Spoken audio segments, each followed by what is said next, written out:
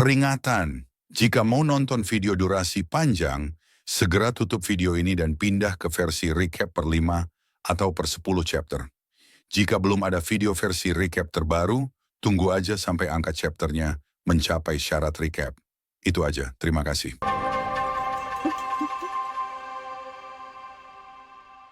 Halo semuanya, selamat datang di channel Error. Kali ini, gue akan menceritakan lanjutan dari komik Freezing the World, I Built a Doomsday Safe House, Chapter 524. Di akhir chapter sebelumnya, setelah Zhang Yi dan Ke'er selesai membaca surat dari utusan kota Daze, kemudian Ke'er bertanya tentang apa yang akan Zhang Yi lakukan. Zhang Yi kemudian mengajak Ke'er untuk menunjukkan surat itu pada semua orang yang ada di shelter.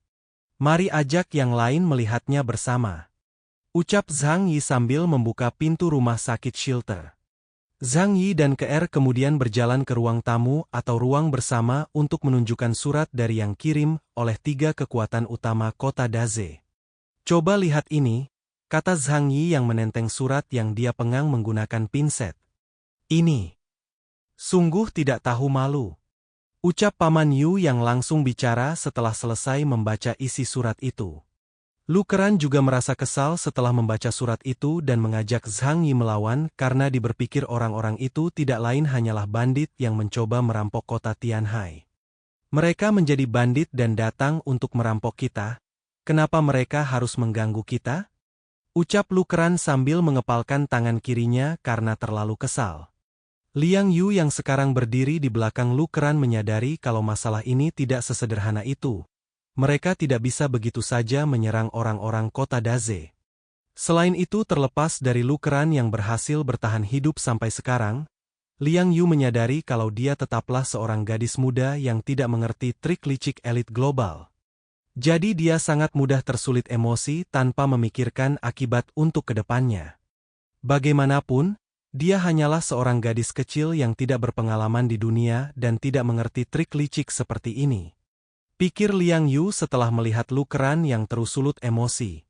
Ke'er yang menyadari Lu Keran sebenarnya tidak memahami situasi dan maksud sebenarnya dari surat itu kemudian memegangi tangan Lu Keran dan dengan tenang menjelaskan padanya kalau mereka tidak bisa tidak gegabah dengan menyerang orang-orang kota Daze, karena jika mereka melakukan itu, bisa saja kota Tianhai lah yang dalam bahaya dan dinyatakan bersalah oleh wilayah Jiangnan.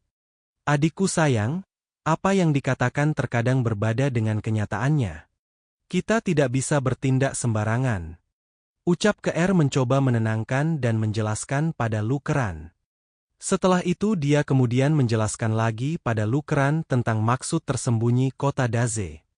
Misalnya, mereka menulis dalam suratnya kalau mereka datang untuk membantu pertahanan, tujuan mereka sebenarnya adalah pasokan dan material.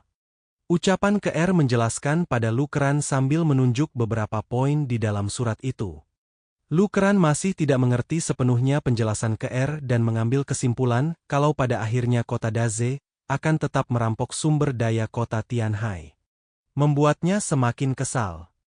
Lalu kalau kita tidak memberikannya pada mereka, bukankah mereka tetap merampoknya? Lalu bagaimana kau menjelaskannya? Kata Lu Keran dengan wajah kesal bertanya pada Ke'er. Setelah menggelengkan kepalanya, Ke'er kemudian menjelaskan kalau mereka tetap tidak bisa bertindak gegabah, situasi kota Tianhai sendiri bisa dijadikan kota Daze sebagai alasan untuk mengambil alih sumber daya kota Tianhai. Itu konyol. Bukankah mereka punya alasan? Mereka akan bilang kita tidak etis dan rakyat kita tidak berdaya. Jadi mereka tidak punya pilihan selain melakukannya. Ucap Ke'er lagi menjelaskan pada Lu Keran poin inti yang menjadi alasan mereka tidak bisa bertindak gegabah. Ini tidak masuk akal. Mereka jelas-jelas perampok. Kenapa kita salah jika melawan? Kata Lu Keran yang emosinya sudah meledak karena sangat marah tapi tidak bisa melakukan apa-apa. Setelah itu Zhang Yi pun angkat bicara menjelaskan kalau surat atau apapun itu sebenarnya hanyalah alasan yang mereka buat untuk membenarkan tindakan mereka. Sama seperti cerita-cerita perang di komik fantasi, yang menanglah yang menulis sejarah. Ini hanya alasan. Siapapun yang menang itu yang benar. Mari kita laporkan ke wilayah Jiangnan agar kita tidak menampar wajah wilayah Jiangnan saat Federasi Kekuatan Super pertama kali didirikan. Ucap Zhang Yi sambil menyimpan surat itu ke dalam subruang dan berniat melaporkan masalah ini pada kota Blizzard. Bukan untuk meminta bantuan tapi untuk memberitahu kalau bukan mereka yang memulai semua masalah yang akan datang. Zhang Yi, ayo lawan mereka, kata Liang Yu dengan wajah serius mengajak Zhang Yi untuk melawan orang-orang kota Daze yang kurang ajar itu. Paman Yu dan Gendutsu yang mendengar perkataan itu kemudian juga mengajak Zhang Yi untuk melawan orang-orang dari kota Daze. Benar, ayo kita lawan. Dan ayo beri mereka pelajaran. Ucap Paman Yu yang setuju dengan perkataan Liang Yu. Orang-orang tak tahu malu ini sungguh berani meremehkan kita. Kita harus memberi mereka pelajaran, kata Gendutsu yang mencoba menyulut semangat Zhang Yi. Zhang Yi yang memang berniat melawan dan sudah berencana membinasakan mereka. Namun dia memikirkan bagaimana cara membinasakan mereka saat kekuatan kota Daze tidaklah lebih lemah dari kota Tianhai. Ditambah lagi jika mereka menolak usulan dalam surat itu, bisa saja kota Daze sudah bersiap menyerang mengingat surat itu hanyalah alasan untuk mereka menyerang. Menurutnya lebih baik mereka membuat mereka lengah dengan setuju memberikan beberapa sumber daya. Tentu saja kita melawan, tapi bagaimana caranya? 3 kekuatan besar di kota Daze tidak lebih lemah dari 3 kekuatan besar kita. Jika kita menolak usulan mereka, mereka pasti sudah siap, jadi mari kita buat mereka lengah dengan berpura-pura setuju.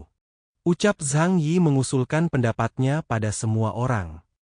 Yang Xin dengan pikiran cerdasnya mengerti apa yang Zhang Yi maksud.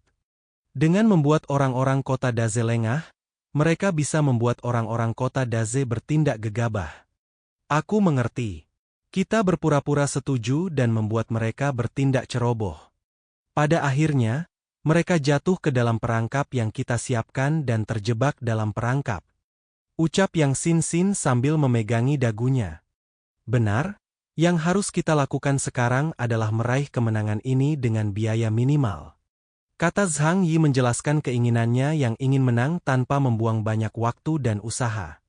Setelah itu Paman Yu kemudian bertanya pada Zhang Yi tentang apa yang harus mereka lakukan setelah semua pembicaraan itu. Zhang Yi, apa yang harus kita lakukan? Ucap Paman Yu bertanya pada Zhang Yi tentang hal apa yang dilakukan selanjutnya karena Zhang Yi adalah pemimpin mereka dan Zhang Yi lah yang membuat keputusan. Karena di kota Tianhai ada 4 kekuatan utama termasuk mereka, terlebih lagi 3 kekuatan lain sudah memutus untuk mengikuti Zhang Yi, jadi Zhang Yi memutuskan untuk memanggil Xingtian, Xiao Honglian dan Chen Jingguan ke shelter, karena menurutnya masalah ini perlu kehadiran mereka. Kehadiran loh ya bukan pendapat. Oke. Singkat cerita Xingtian, Xiao Honglian dan Chen Jingguan kemudian tiba di shelter setelah Zhang Yi memanggil mereka. Sesampainya mereka di depan shelter yang merupakan townhouse mewah. Membuat mereka terpukau katana bisa-bisanya Zhang Yi masih hidup tenang di dalam shelter yang masih utuh itu setelah semua hal yang terjadi di kota Tianhai. Ini terasa menyebalkan, pikir Xingtian. Xiao Honglian dan Chen Jingguan setelah melihat shelter Zhang Yi masih baik-baik saja dan utuh setelah semua hal yang terjadi. Beberapa waktu setelah itu mereka bertiga pun masuk ke dalam shelter setelah itu Zhang Yi mempersilahkan mereka duduk. Kalian semua duduklah ucap Zhang Yi mempersilahkan Xingtian, Xiao Honglian dan Chen Jingguan yang baru masuk untuk duduk. Mereka kemudian duduk di kursi ruang tamu yang beberapa saat kemudian KR datang membawakan minuman untuk menjamu mereka bertiga. Setelah itu, Xiao Honglian yang sudah memikirkan alasan Zhang Yi memanggil mereka ke sana kemudian bertanya padanya Zhang Yi untuk memastikan apakah yang dia pikirkan itu benar.